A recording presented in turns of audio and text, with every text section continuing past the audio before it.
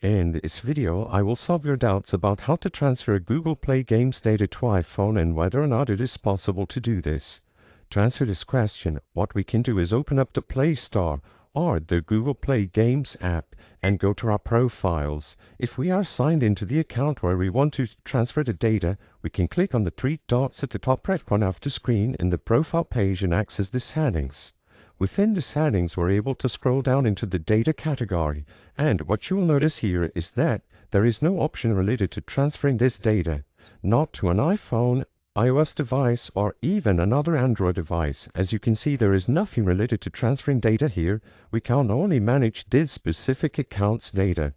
Now, if we click on the three dots once again, we can head into the Help and Feedback section for the Google Play Store services.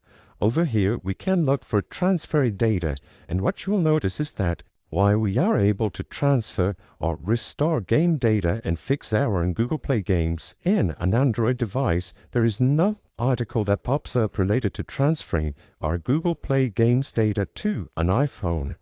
Is there any way to work around this and transfer all of our games data to an iPhone?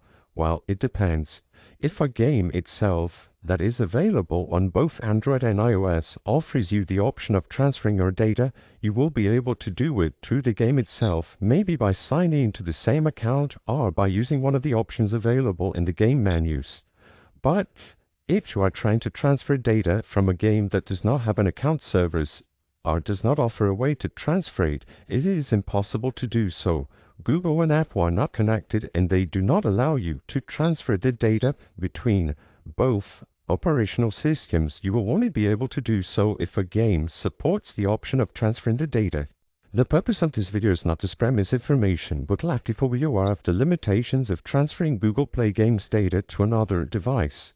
If this video cleared up any questions you had, please be sure to leave a like and subscribe for more quick and easy tips. Thank you for watching.